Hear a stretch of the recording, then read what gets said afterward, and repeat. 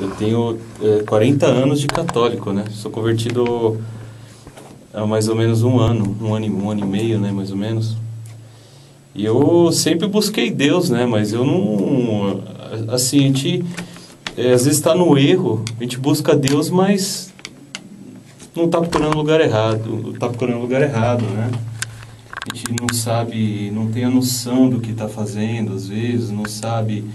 tem erro, mas a gente não perde... Fica meio perdido, né? A gente não sabe, então...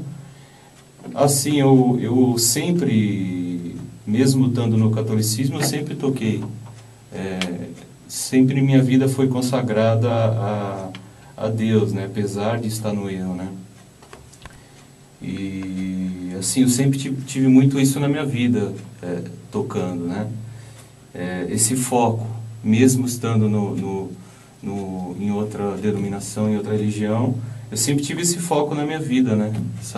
Esse lance de tocar com esse foco, né? E quando foi que você teve aí veio aquele divisor de água que você disse, bom, aqui no catolicismo, apesar de eu estar muito bem, de eu estar aqui, eu acho que eu preciso algo mais, esse algo mais, o evangélico, o cristianismo pode me oferecer? Eu passei por um período assim meio complicado, né? Porque assim, eu vi algumas coisas e eu li a palavra e as contas não batiam, entendeu? Com o que eu ouvia da doutrina, né? Da doutrina católica, vamos dizer assim. E isso foi um processo, assim, demorou um pouco, não tive um lance um dia que falar, agora eu saí. Foi um processo que Deus foi trabalhando na minha vida, né? Então Deus foi mostrando em detalhes, pequenos detalhes, eu fui sacando. Então eu fui, através da palavra, eu fui entendendo algumas coisas e percebendo que realmente a fonte da nossa fé tem que ser a palavra mesmo, né? Nada, eu comecei a perceber isso aí. Então, depois de um tempo, eu não tinha mais como, assim, foi automático, né? Assim, depois desse tempo que Deus trabalhou na minha vida, chegou uma hora que não dava mais. Então, eu tive que sair, não dá mais, né? Chega uma hora que não dá mais, você fala, não tem como eu ficar aqui. Deixa eu te perguntar uma coisa,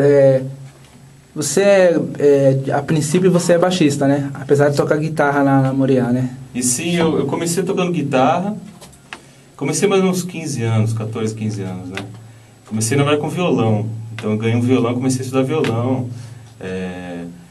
Comecei violão erudito, na verdade, depois passei para guitarra. E depois eu fui pro baixo. Então, no começo fui guitarrista, depois passei pro baixo e uns 10 anos de baixista, né? Na guitarra, quais são as suas referências? É mais pro rock? É mais... Assim, na época que eu tocava guitarra, na Mega Drive... No geral, guitarra, na música. Né? Eu gosto muito de blues, né?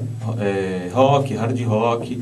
A minha influência no começo foi muito blues, então eu tinha muita raiz no blues, né? Principalmente como guitarrista, né? E hoje, como baixista, eu comecei a cair mais para o lado do soul, groove, funk, um pouco mais para esse lado, assim. Então, mas minha escola sempre foi rock, blues, essa praia, assim, né? Já que você está falando de blues, vamos interromper um pouco isso aqui, vamos para a segunda música. Também a nossa segunda música vamos com uma banda que o princípio da formação dela foi na Moriá. Antes de ser Moriá era comunidade Fé e Obras. E nós ali tivemos o privilégio de ter o princípio da formação de uma banda chamada Impacto Soul, que tem por líder ali o nosso querido pastor Elson, né, Elson Duarte, e o presbítero Robertinho, junto com outras pessoas, tipo Ricardo, né, Ricardo Cabral, baterista e entre outros. Também então vamos ouvir Impacto Soul, também com essa música muito gostosa que traz uma mensagem de vida para nossas vidas.